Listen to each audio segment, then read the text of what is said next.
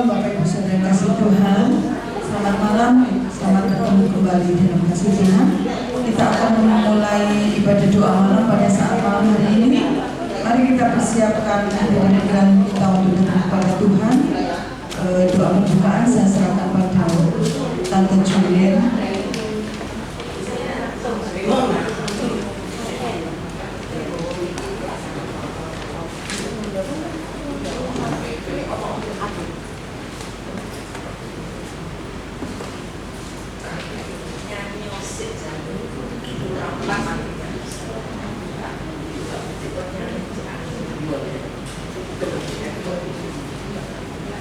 Haleluya, haleluya. Mari kita sama-sama masuk di dalam doa. Maha besar Bapa Allah di dalam surga, pada malam hari ini kami bersyukur kami kembali ke bumi Tuhan. Kami bisa sama-sama Tuhan menyembah dan mengagungkan nama Tuhan. Kau yang layak ditinggikan Bapa. Terima kasih Tuhan, terlalu baik. Meskipun kami merasa capek dan lelah, tetap Kau dibandingkan kasih-Mu tidak ada apa-apanya Bapak. Sungguh Tuhan, kami hanya bisa bersyukur kalau Kau memberi kesehatan pada setiap kami. Kesempatan yang indah ini kami bisa selalu bersekutu dengan Engkau Yesus. Biarlah Tuhan Kau beri roh setia pada anak-anak-Mu, beri iman yang kuat, beri iman yang teguh pada akhir zaman ini. Biar kami tidak digoncang-gancingkan dengan segala macam perkara, tetapi kami tahu Tuhan yang kami sembah adalah Allah yang luar biasa, Tuhan yang dahsyat, Tuhan sanggup melakukan segala perkara. Kami selalu menggandol kepada Engkau Tuhan. Biarlah tangan Tuhan sendiri yang akan menjamah setiap kami saat ini. Biar ada urapan di tempat ini. Bahkan Tuhan, kalau hadirat-Mu ada dan turun di tempat ini, segala sakit penyakit, oh Tuhan sanggup sembuhkan. Segala masalah juga Tuhan sanggup menolong. Kami percaya Tuhan, kami imani setiap saudara-saudara yang hadir pada malam hari ini, semua diberkati Tuhan. Karena Tuhan melihat setiap hati dan kesetiaan kami. Terlebih yang taat kepada Engkau, pasti hidupnya masing-masing dibela oleh Tuhan. Terima kasih Tuhan, Kau urapi hamba-Mu yang tugas pada malam hari ini. Tuhan berkati satu persatu. Tuhan baik yang membawa pujian, yang main musik maupun yang bawa firman-Mu. Kau pakai menjadi alat-Mu lebih indah lagi. Terima kasih Tuhan. Saudara-saudara kami yang belum tiba, kami juga serahkan dalam tangan Tuhan. Biarlah juga boleh tiba dengan selamat di tempat ini. Terima kasih Tuhan Yesus. Roh Kudus pimpin dan berkarya dari permulaan pertengahan sampai selesainya. Terpujilah nama-Mu Bapa, di dalam nama Tuhan Yesus Kristus yang diberkati, sama-sama katakan amin. Puji nama Tuhan. Kasih setia Tuhan untuk selama-lamanya bagi setiap kita. Sebab itu mari kita tinggikan Dia, mari kita agungkan Dia. Katakan kasih setia-Mu.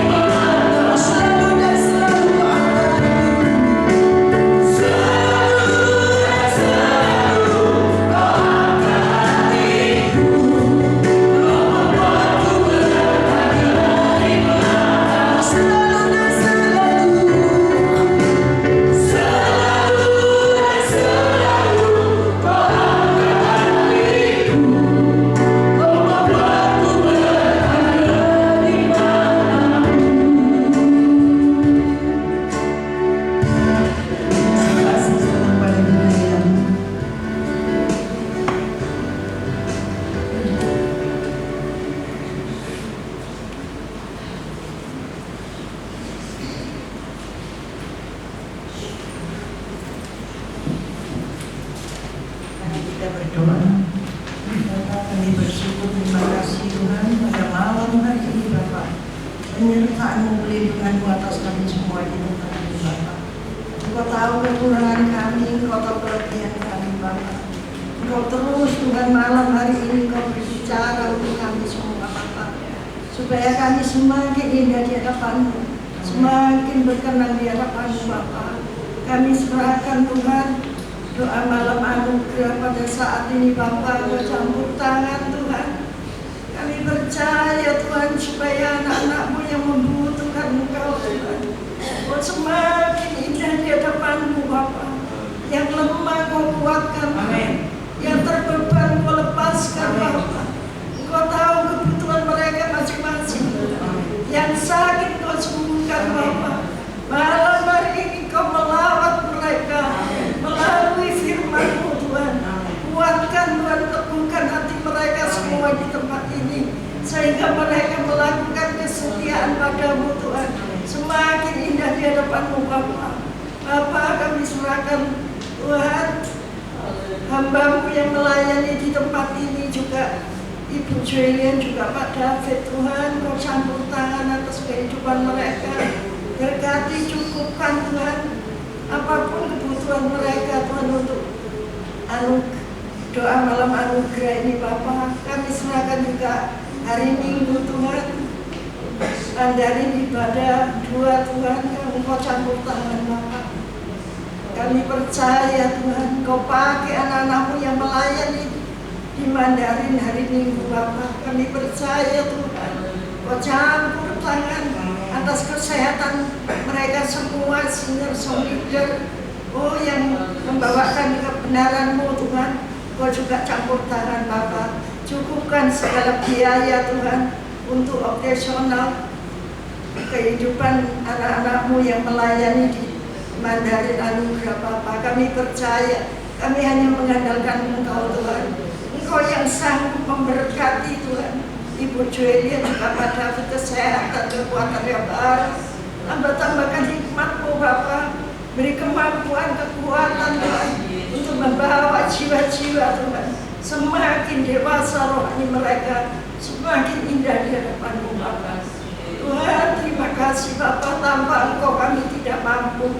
Hanya Engkau yang memampukan kami bersama di tempat ini. Karena kasih karunia-Mu Tuhan, Engkau campur tangan atas anak-anak-Mu Tuhan. Engkau selidiki hati mereka Tuhan. Yang lemah Kau kuatkan, yang terbeban Kau lepaskan Tuhan. Yang ada sakit penyakit Tuhan bebaskan Tuhan. Kami yakin dan percaya Tuhan, kuasa bilu-bilu pemujizat terjadi. Yang sakit disembuhkan Bapak. Oh Tuhan, Kau tahu usaha mereka yang kurang lancar. Berkati Tuhan kelancaran usaha mereka Tuhan. Kau sanggup memberkati mereka satu persatu Bapak. Engkau tahu kehidupan mereka masing-masing Bapak.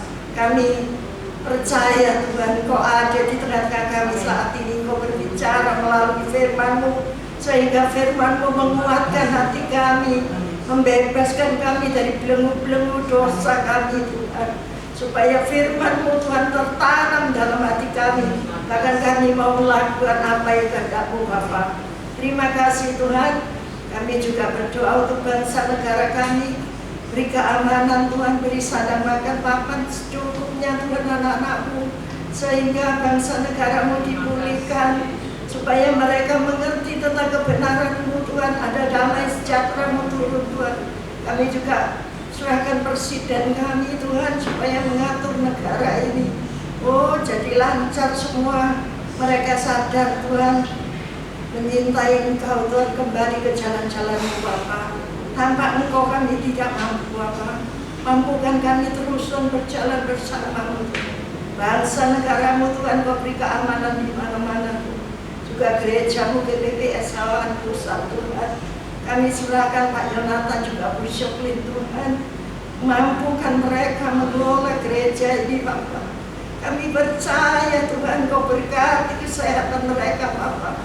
Kau campur tangan atas sekolahan SCS juga STAS Tuhan. Selam Tuhan Kau berkati jiwa-jiwa, berkati murid-murid baru Bapak. Engkau tahu Bapak, kami serahkan gereja-Mu saat ini Bapak ke dalam tangan-Mu Tuhan. Engkau Tuhan satu-satunya Allah kami yang mengolah gereja ini Bapak. Pakai anak-anak-Mu yang ada di dalamnya semakin berkenan, semakin indah di hadapan-Mu Bapak. Kami percaya Tuhan malam hari ini Bapak Engkau berbicara pakai anak-Mu Pak David Tuhan untuk menyampaikan kebenaran-Mu Bapak, sehingga Tuhan Engkau tegur anak-Mu yang hadir pada saat ini.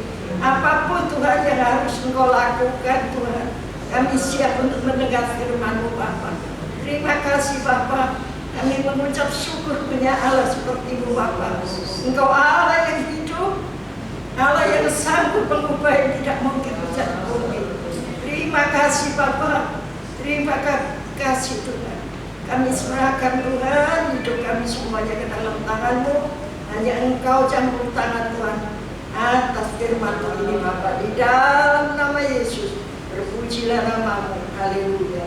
Amin.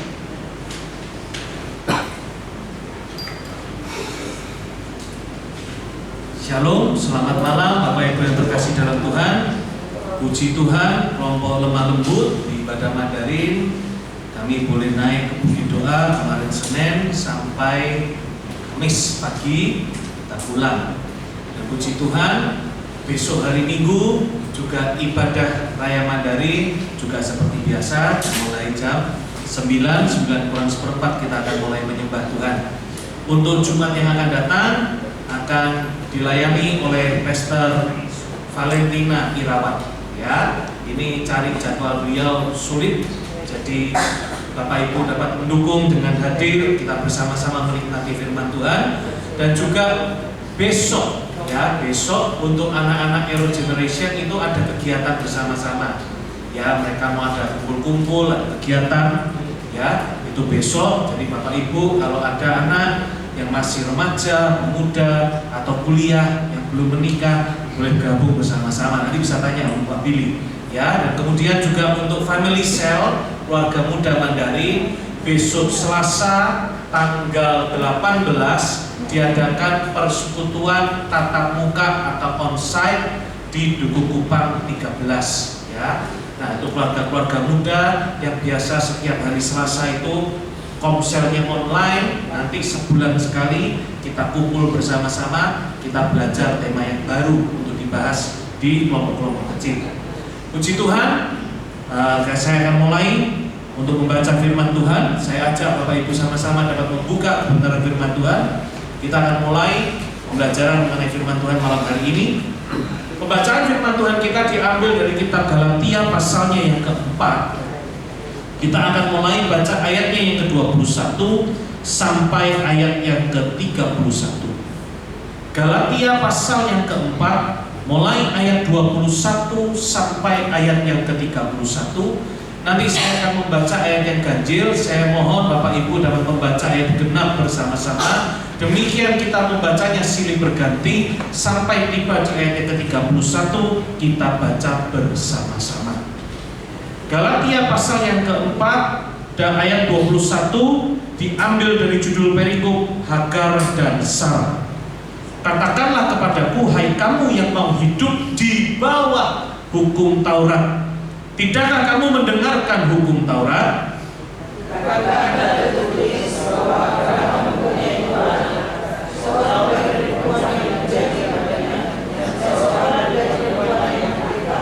Tetapi anak dari perempuan yang menjadi hambanya itu diperanakkan menurut daging, dan anak dari perempuan yang merdeka itu oleh karena janji.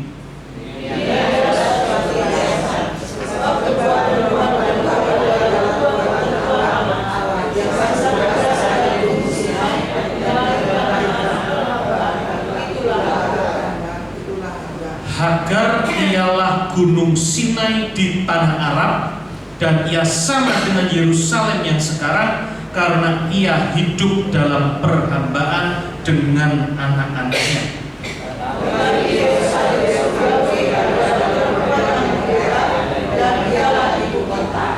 Karena ada tertulis, bersukacitalah hai si mandul yang tidak pernah melahirkan, bergembira dan bersorak-sorailah hai engkau yang tidak pernah menderita sakit bersalin, sebab yang ditinggalkan suaminya akan mempunyai lebih banyak anak daripada yang bersuami.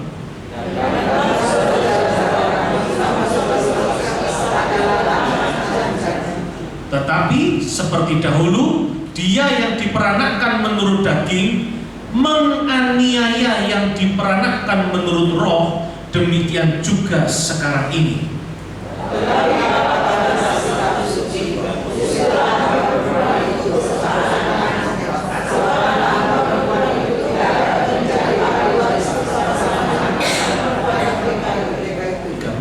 Satu, dua, tiga. Karena itu, saudara-saudara, kita bukanlah anak-anak hamba perempuan, melainkan anak-anak perempuan merdeka. Amin. Saya beri tema firman Tuhan, anak-anak perhambaan atau anak-anak janji. Ya, sekali lagi, anak-anak perhambaan atau anak-anak janji. Jelas sekali bahwa tertulis di sana, dari judulnya aja jelas, Hagar dan Sarah. Sebetulnya ini adalah ketentuan yang ada di dalam Alkitab. Di Perjanjian Lama itu bicara mengenai hukum Taurat, di Perjanjian yang baru bicara mengenai kasih karunia Allah. Hari ini banyak orang yang mengatakan bahwa yang percaya bahwa hidup oleh kasih karunia Allah itu biasanya adalah orang-orang yang selalu kompromi dengan dosa. Sedangkan yang menuruti hukum Taurat itu sangat strict, sangat kuat aturannya supaya tidak hidup menyimpang dari kebenaran firman Tuhan. Apakah demikian? Saya kasih tahu Bapak Ibu, iman kita adalah janji keselamatan kita. Kita hidup oleh kasih karunia Allah, dan kita diselamatkan hanya dengan iman percaya kita kepada Tuhan Yesus. Tidak ada jalan lain untuk membuktikan semuanya itu, karena hidup kita ini hanya oleh kasih karunia Allah, dan kita diselamatkan hanya dengan iman percaya kepada Tuhan Yesus, tidak dengan mengikuti, terikat oleh hukum Taurat. Kenapa? Karena saya yakin dan percaya setiap kita tidak akan ada yang tidak pernah melanggar ketentuan yang ada di hukum Taurat. Karena perintah yang ada di dalam hukum Taurat itu menyatakan dosa. Dari mana kita bisa tahu? Perintah-perintah yang ada di hukum Taurat rata-rata semua, kebanyakan itu dimulai dengan kata jangan. Jangan ada Allah lain di hadapanmu. Jangan membunuh, jangan berzina. Itu kalau di dalam bahasa Inggrisnya itu tertulis you shall not.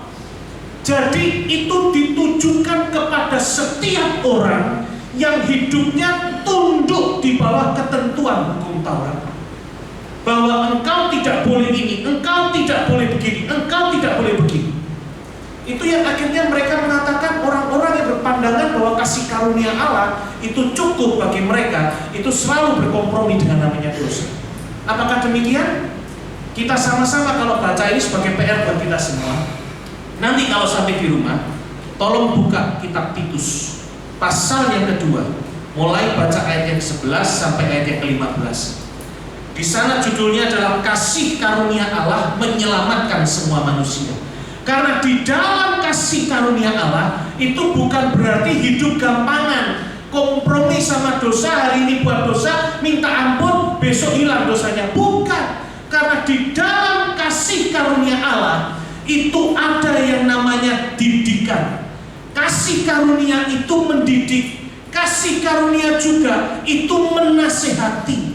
Jadi kasih karunia itu juga merubah karakter orang. Karena melalui kasih karunia kita bisa tahu mana itu kesalahan, dan kalau dosa kita diampuni Itu namanya kasih karunia Allah. Betul demikian Bapak Ibu? Siapa di antara kita yang mengaku tidak pernah salah dalam hidup? Kalau ada silakan angkat tangan. Saya terang-terang nggak berani. Kenapa? Saya merasa hidup saya ini semuanya berisi kasih karunia Allah. Saya orang yang tidak layak kalau dihitung menurut hukum Taurat. Hidup saya yang lama itu sangat jauh daripada Tuhan. Dan apabila hari ini saya dipilih Tuhan, saya dipakai Tuhan, itu semua karena kasih karunia Allah. Dan tidak ada satupun yang merupakan hasil jerih payah saya, usaha saya, semuanya tidak ada. Kita semua hidup karena kasih karunia Allah. Amin. Kenapa ini penting? Sesuai dengan yang ada di dalam Alkitab tadi, karena ketentuan dari hukum Taurat itu adalah kedagingan. Dari mana kita bisa tahu? Orang yang hidupnya terus berpadannya kepada melakukan hukum Taurat, biasanya selalu akan merasa dirinya paling benar, orang lain pasti salah. Mau tahu buktinya? Ada seorang yang masih muda, lagi kaya, datang kepada Tuhan Yesus. Dia bertanya sama Tuhan, "Guru yang baik, apa yang harus aku perbuat untuk beroleh hidup yang kekal?" Apa jawab Tuhan? Lakukan semua perintah. Jangan membunuh, jangan berzina, kasihilah Tuhan Allahmu, hormati orang tuamu. Apa jawab pemuda ini? Semua sudah aku lakukan. Dia seolah-olah orang yang sudah betul-betul paham dan melakukan hukum Taurat dan tidak ada yang salah. Maka Tuhan menegur dengan satu perkataan yang sederhana, dan itu akhirnya membuat dia harusnya sadar kalau hidup kita diselamatkan itu oleh kasih karunia Allah. Tuhan berkata apa? Kurang satu lagi. Jualah seluruh harta milikmu, berikan kepada orang miskin, maka engkau akan beroleh hartamu di surga. Ketika orang itu akhirnya merasa sedih, dia mengundurkan diri daripada Tuhan, baru Tuhan berkata pada murid-muridnya. Karena murid-muridnya bertanya, terus bagaimana bisa kita beroleh hidup yang kekal? Tuhan jawab apa? Lebih mudah seekor onta masuk lubang jarum daripada seorang yang kaya masuk kerajaan Allah. Murid-murid tanya, kalau begitu apa yang harus kami perbuat? Bukankah jawaban Tuhan? Bagi manusia tidak mungkin, tetapi bagi Allah tidak ada yang tidak mungkin. Amin. Itu berarti segala usaha manusia untuk dapat mencapai surga, kalau bukan karena kasih karunia Allah, itu tidak ada jalan ke sana. Tidak akan ada jalan untuk kita dapat sampai ke rumah Bapa di surga kalau bukan karena kasih karunia Allah. Mau lebih banyak buktinya lagi? Sesungguhnya ketika Tuhan Yesus datang ke dunia, mati di atas kayu salib, itu adalah bukti kasih karunia Allah yang menyelamatkan hidup kita. Karena setiap usaha manusia itu pasti akan gagal, tetapi karena begitu besar kasih Allah pada orang-orang yang berdosa, maka Ia mengaruniakan Anaknya yang tunggal, supaya barang siapa yang percaya di dalam namanya beroleh hidup yang kekal dan tidak binasa. Ini semua adalah janji yang indah. Sesungguhnya ini juga adalah janji yang sama yang Tuhan ucapkan kepada Abraham. Ketika Tuhan memanggil Abraham keluar dari tanah nenek moyangnya, Tuhan hanya berkata, Abraham, tinggalkan tanah nenek moyangmu ke sebuah negeri yang akan aku berikan kepadamu. Kemudian Tuhan menambahkan janjinya, aku akan membuat keturunanmu sangat banyak. Malam itu Abraham disuruh keluar dari tendanya, disuruh menghitung bintang di langit. Hitunglah bintang di langit, sanggupkah kau menghitung? Dia bilang terlalu banyak, Pak. Itu juga nanti akan menjadi keturunan. Tuhan ulangi lagi, hitunglah pasir di laut. Berapa banyak yang dapat engkau hitung jumlahnya? Terlalu banyak. Seperti itu jugalah keturunan. Akhirnya, karena sudah lewat masanya, istri Abraham berkata, aku akan mati tanpa mendapat keturunan. Dan akhirnya disuruhlah Abraham untuk menghampiri hambanya, budaknya.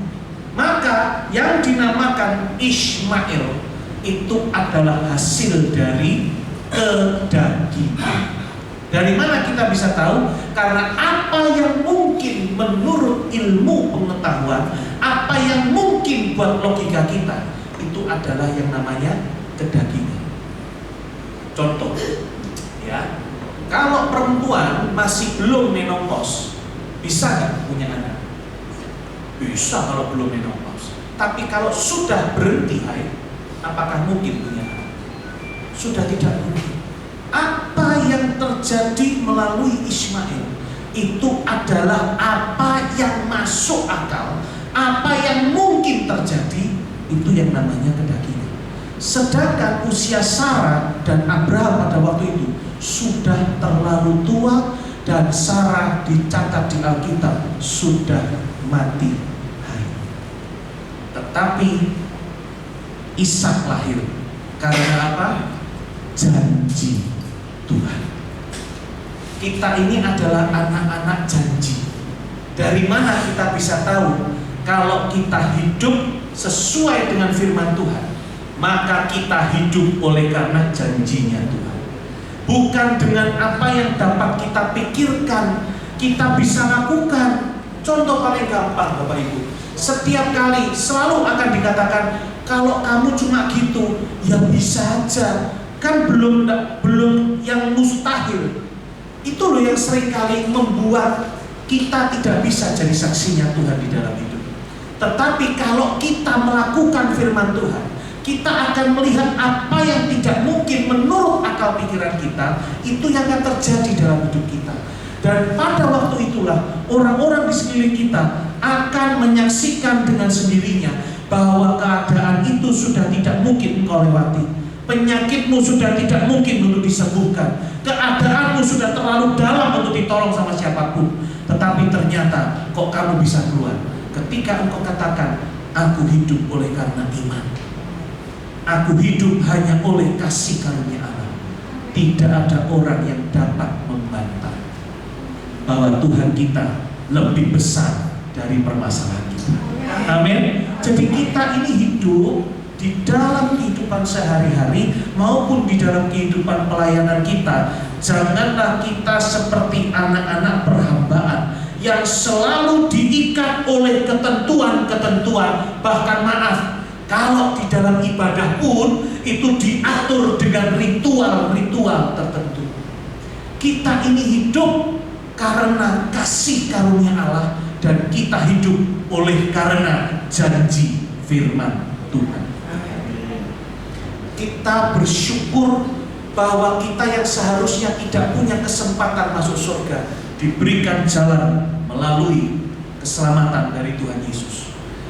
Itu yang membuat kita harusnya setiap hari itu menyadari hidup ini kasih karunia. Jadi bukan lagi bicara mengenai apa yang bisa aku lakukan, apa yang akan aku dapatkan kalau aku melayani Tuhan, kalau aku setia dengan Tuhan.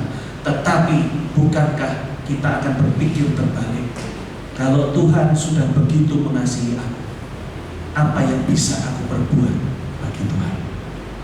Kita hidup oleh karena janji. Jadi kita ini adalah anak-anak yang merdeka, bukan anak-anak perhambaan. Yang menarik adalah hari-hari ini iman percaya kita banyak digoncang dan karu-karuan melalui pemberitaan-pemberitaan yang mereka anggap firman Tuhan di sosial media hari ini. Berapa banyak hari ini timbul perdebatan-perdebatan dengan konsep doktrinnya mereka bahwa liberal sekali hari ini. Bahkan boleh ada yang sampai mengatakan, ini yang mengaku pendeta Bapak Ibu, ada yang mengaku pendeta mengatakan keselamatan itu bukan hanya ada di dalam Tuhan Yesus. Engkau percaya dengan yang lain, engkau berbuat kasih, engkau berbuat baik, engkau bisa masuk surga. Hati-hati Bapak Ibu, pelajaran-pengajaran seperti ini di sana itu luar biasa banyaknya.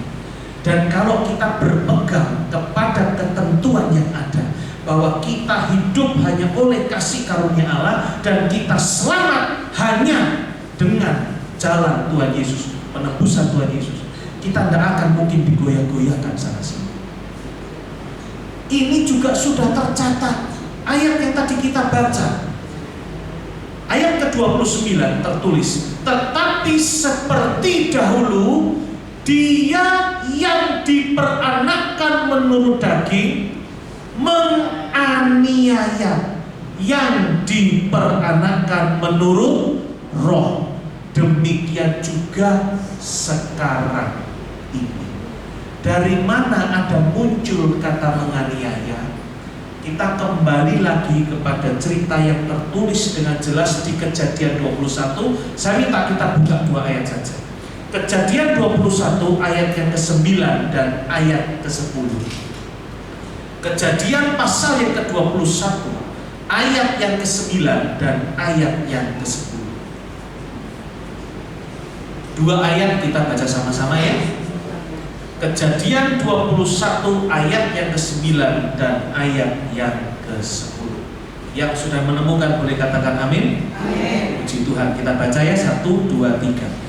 Pada waktu itu Sarah melihat bahwa anak yang dilahirkan Hagar, perempuan Mesir itu bagi Abraham, sedang main dengan Ishak anaknya sendiri. Berkatalah Sarah kepada Abraham, usirlah hamba perempuan itu beserta anaknya, sebab anak hamba ini tidak akan menjadi ahli waris bersama-sama dengan anakku Ishak. Kan tidak ada kata menganiaya, tidak ada kata menganiaya di sini. Dikatakan hanya bermain dengan Ishak. Coba saya akan ajak kita untuk mendengar terjemahan dari bahasa lain. Di dalam bahasa Inggris tidak tercatat dengan nama play atau sedang bermain, tetapi dalam bahasa Inggris tercatat dengan kata mocking atau menghina, mengejek. Di dalam bahasa Mandarin tertulis dengan kata xia. Apa? Xia. Apa?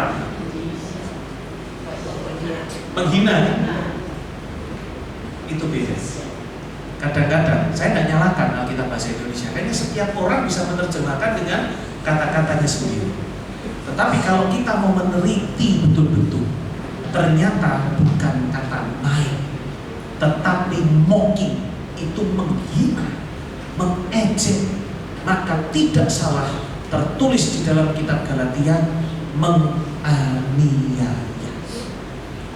Ya. Orang-orang yang hidup dalam kedagingan itu pasti akan menganiaya orang-orang yang hidup oleh kasih karunia. Karena bagi mereka jabatan, kedudukan, posisi, pengakuan di hadapan manusia itu jauh lebih penting daripada pengakuan dari Tuhan. Selalu diingatkan, kalau engkau melayani Tuhan, kalau engkau sedang berkhotbah di atas mimbar, jangan cari pujian dari mulut manusia. Lebih baik orang-orang diam, tetapi engkau melihat Tuhanmu tepuk tangan dengan mengatakan, engkau sudah menjadi Allahku. Amin. Kalau kita cari pujian manusia, maaf, akhirnya kita akan banyak menyimpang dari kebenaran firman Tuhan, karena yang akan kita jual terus adalah perkataan mengenai berkat. Berapa banyak hari ini anak-anak Tuhan suka ke gereja yang tidak terlalu mengajarkan mengenai pengajaran yang sehat, tetapi yang bicaranya adalah mengenai berkat, berkat, berkat. Kita bukan anak-anak daging. Kita ini adalah anak-anak roh. Karena Ishak bisa lahir karena campur tangan daripada Roh Kudus. Tanpa campur tangan Roh Kudus, tidak akan ada yang namanya anak perjanjian itu, yaitu Ishak. Demikian juga dengan kita.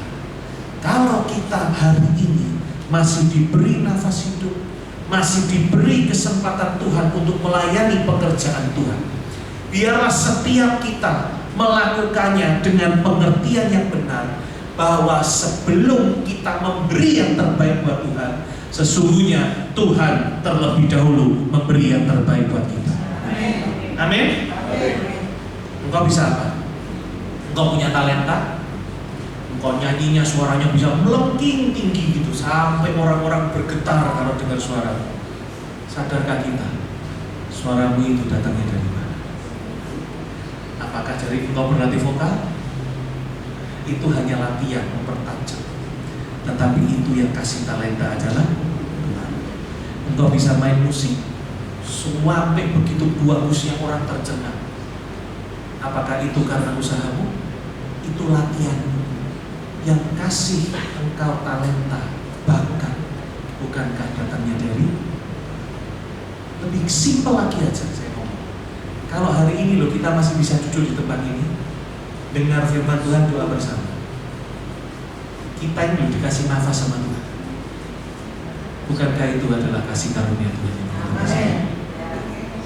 Karena kita tidak akan tahu loh kapan nafas ini akan berhenti. Selagi kita hidup, seharusnya kita selalu disadarkan hidup ini karena kasih karunia Allah, karena kebaikan Allah. Dengan apa kita dapat membalas selain kita memberi yang terbaik buat Tuhan? Apa persembahan yang terbaik bagi Tuhan? Persembahkanlah tubuh sebagai persembahan yang kudus dan yang berkenan. Seluruh hidupmu, apa yang Tuhan mau pakai? Engkau bisanya apa? Kalau engkau belum diberkati Tuhan dengan berkat keuangan, bukankah engkau punya waktu untuk doa bagi orang-orang di sekeliling? Kalau engkau belum diberkati Tuhan dengan berkat keuangan yang melebihi dari apa yang engkau bisa kasih untuk melayani pekerjaan Tuhan, bukankah engkau masih punya tangan dan kaki untuk berjalan mencari jiwa, mendoakan orang-orang yang sedang butuh didoakan? Engkau mungkin tidak diberkati dengan berkat keuangan, tapi Tuhan selalu berikan berkat waktu, kesempatan untuk kita melayani Tuhan. Banyak sekali yang mengatakan kalau pelayanan itu semua kudu keluar. Ya memang iya. Keluar waktu, keluar tenaga, keluar air mata. Belum lagi pasti ada yang namanya keluar uang. Tuhan tidak pernah minta yang tinggi-tinggi. Jangan pernah datang ke rumah Tuhan dengan pola pikir transaksional. Kalau saya beri kepada Tuhan sekian, kira-kira apa yang Tuhan mau berikan sama saya? Itu namanya transaksional. Itu namanya negosiasi sama Tuhan. Kalau aku gini, aku dapat apa? Oh, kamu akan kecewa. Kamu akan kecewa. Tapi kalau engkau datang ke rumah Tuhan dengan mengatakan, Tuhan, aku hanya punya seperti ini, engkau akan diakui di hadapan Tuhan. Engkau memberi yang terbaik. Dari mana kita bisa tahu? Contohnya paling gampang. Seorang janda yang miskin itu memberi dengan jumlah yang paling sedikit di antara semua tangan yang memasukkan persembahan di kantong persembahan, di kotak persembahan. Tapi apa kata Tuhan? Sesungguhnya janda itu memberi yang terbaik, yang paling banyak, karena dia memberi dari semua yang ada dalam hidupnya. Walaupun cuma uang yang bahasa sininya itu tidak berjanji, tetapi itu adalah semua yang ada dalam hidupnya. Dia tidak mikir habis ini bisa apa, mau apa. Yang penting hari ini aku mau kasih yang terbaik buat Tuhan. Dia kasih semuanya yang ada. Itu makanya Tuhan katakan, Dia memberi yang terbaik, yang terbanyak, walaupun secara jumlah yang paling sedikit dari semua tangan yang memasukkan persembahan. Bukankah itu juga sama dengan kita? Kita bawa hidup kita, apa maunya Tuhan? Kalau engkau ada diberkati Tuhan, beri sama Tuhan sesuai dengan apa yang Tuhan taruh di dalam hati. Jangan paksakan untuk cari pujian sama orang lain. Engkau akan kecewa. Beberapa hari ini saya ditemukan sama orang-orang yang sakit hati dengan gereja dan dengan pendeta. Ya, ini lebih lucu lagi. Dulu saya ikut pendeta itu, Pak. Wah, luar biasa dipakai Tuhan. Tapi ketika kesandung sebuah permasalahan, akhirnya saya tanya hari ini ke gereja mana. Saya pikir dia masih sama-sama punya iman percaya. Ternyata mereka sudah tidak ke gereja karena kecewa. Dia ingin ketika datang, dia dipandang sama orang yang dianggap rohaniawan, orang yang dianggap tinggi jabatan kependetaannya, seolah-olah hamba Tuhan itu bisa semuanya. Saya kasih tahu, kalau datang ke rumah Tuhan, jangan cari merek gereja, jangan cari pendetanya siapa. Engkau akan kecewa. Karena biasa yang model kayak gini-gini, kalau datang ke gereja, pulang pasti minta mujizat. Ketika pulang tidak dapat mujizat, yang nomor satu disalahkan siapa? Pendeta nih, nggak sakti. Nggak sakti ya nggak sakti. Ya tahu apa kita pernah belajar ilmu silat kayak Yoko kan gitu ya? Nggak ada Bapak Ibu. Kita ini loh hanya orang-orang biasa yang mau dipakai oleh Tuhan. Mujizat itu otoritasnya Tuhan. Di tempat ini kita hanya bicara kebenaran firman Tuhan. Tapi percayalah, kalau kebenaran ini engkau terima di hatimu, firman Tuhan itu yang akan bekerja di dalam hidupmu senantiasa. Amin. Apa yang engkau pikir saat ini mustahil, engkau akan melihat itu terjadi dalam hidupmu. Bukan karena pendetanya, bukan karena merek gerejanya, tapi karena imanmu. Kita kalau lihat mujizat yang Tuhan lakukan, selalu Tuhan katakan apa? Imanmu telah menyelamatkan engkau. Jadi penting untuk kita tahu, kita ini loh anak-anak janji. Kita hidup oleh karena janji firman Tuhan. Dan kita melakukannya karena kita sadar hidup ini karena kasih karunia Allah, bukan karena kekuatan kita. Sehingga kalau kita boleh dipakai Tuhan melayani, apapun itu, Bapak Ibu, pelayanan kecil besar, di pintu masuk gereja atau di atas mimbar, itu perhitungannya sama loh di hadapan Tuhan. Yang Tuhan nilai itu bukan jabatannya, bukan nama pelayanannya, tapi yang Tuhan selalu nilai adalah hatinya. Engkau datang dengan motivasi apa? Engkau melayani dengan motivasi apa? Semua medan pelayanan itu punya tugasnya masing-masing, punya bagiannya sendiri-sendiri. Itulah kita dibentuk dalam satu tubuh. Ada yang jadi tangan, ada yang jadi kepala, ada yang jadi kaki. Semua saling melengkapi. Itulah yang namanya kerjasama di dalam satu tubuh Tuhan. Jadi jangan perkatakan, wah, aku kapan bisa naik mimbar khotbah? Bapak Ibu, kalau engkau sampai bisa naik mimbar khotbah karena segala usahamu kau pakai muter-muter, tetapi bukan Tuhan yang nyuruh, hati-hati, engkau pulang tidak akan dapat apa-apa. Tapi lebih baik kau lakukan tugas yang mungkin gak dilihat orang. Di tempat kita ada pendoa di belakang kita, yang kita dudukkan di pinggir mimbar itu, yang mungkin gak ada orang yang perhatikan. Kok mereka duduk, waktunya disuruh WL bangkit berdiri nyanyi puji Tuhan tepuk tangan, kok duduk terus? Orang-orang ngantuk atau tidur ini? Enggak. Di situ mereka berdoa supaya kebaktian yang sedang dilayani itu dipakai oleh Tuhan. Tuhan curahkan rohnya bekerja di tengah-tengah kita, melawat umatnya. Itu namanya kebaktian, itu hidup. Kita pernah loh seringkali merasakan naik ke atas mimbar mau angkat pujian, kok rasanya abote nemen, mau nggak nyampaikan firman itu loh, cek abote nemen dan karuan. Itu pernah kita rasakan. Itu kenapa pentingnya pendoa. Itu yang membawa minyak ukupan sehingga mezbah Tuhan itu terus dipenuhi dengan api kemuliaan. Itu yang penting. Berapa banyak sudah disiapkan dari rumah, catatan sudah lengkap sampai di atas mimbar, tidak keluar yang diomongkan di catatan. Tapi apa? Tuhan langsung minta diperkatakan di sana. Jadi Tuhan itu bekerja. Kenapa? Karena yang tahu kebutuhan setiap kita yang hadir di ibadah, apa yang menjadi persoalan setiap kita yang hadir, itu hanya Tuhan. Sehingga seluruh jemaat yang hadir pulang diberkati Tuhan. Bukan cari berkat, tetapi terima berkat dari Tuhan ketika kebenaran firman Tuhan diberitakan, janji Tuhan diperkatakan, dan itu disimpan dalam setiap hati kita, dan itu yang akan jadi iman kita kepada Tuhan. Jadilah anak-anak janji, jangan jadi anak-anak perhambaan. Hiduplah oleh iman, percaya kepada Tuhan, maka jiwamu diselamatkan. Dan sadarlah, hidup ini hanya oleh kasih karunia Allah.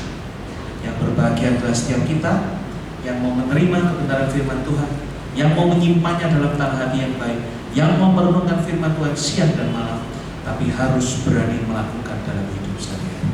Tuhan Yesus berkati. Kita tundukkan kepala, kita masuk dalam doa. Saya undang kita semua untuk bangkit berdiri. Kita akan akhiri doa malam ini. Tuhan Yesus, kami mengucap syukur karena kami masih diberi kesempatan yang indah untuk kami boleh memuji dan menyembah Tuhan. Bahkan kami sudah diberkati oleh kebenaran firman-Mu. Biarlah setiap pujian dan penyembahan kami menjadi dupa yang harum menyenangkan hati Bapa di surga. Dan setiap benih firman-Mu yang ditaburkan tidak ada yang kembali sia-sia. Semua jatuh di tanah hati yang baik di setiap hati kami yang mendengar firman Tuhan ini. Dan biarlah Roh Kudus yang akan selalu mengingatkan akan kebenaran firman-Mu ini dan memberi kami kekuatan supaya kami mampu ditemukan sebagai pelaku-pelaku firman. Karena kami hidup oleh janji Tuhan, kami hidup karena kasih karunia Allah, dan kami diselamatkan oleh iman percaya kami di dalam nama Tuhan Yesus. Terpujilah nama-Mu Tuhan, berkati setiap kami, sehingga ketika nanti besok minggu kami boleh datang beribadah bersama-sama, semua juga dalam keadaan tubuh yang sehat dan tidak kekurangan suatu apapun. Dan apabila sebentar lagi kami akan meninggalkan tempat ini untuk pulang ke tempat kami masing-masing, kirimkan malaikat-Mu mengiringi perjalanan setiap kami, tibakan di rumah dengan selamat. Terima kasih Tuhan.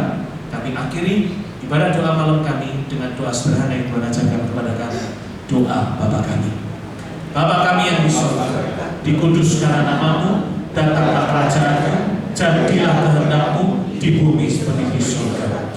Berikanlah kami pada hari ini makanan kami yang secukupnya, dan ampunilah kami akan kesalahan kami, seperti kami juga mengampuni yang bersalah kepada kami. Dan janganlah membawa kami ke dalam pencobaan, tapi lepaskanlah kami daripada yang jahat. Karena Engkau yang punya kerajaan dan kuasa dan kemuliaan sampai selama-lamanya. Untuk doa berkat, saya serahkan Pak Han.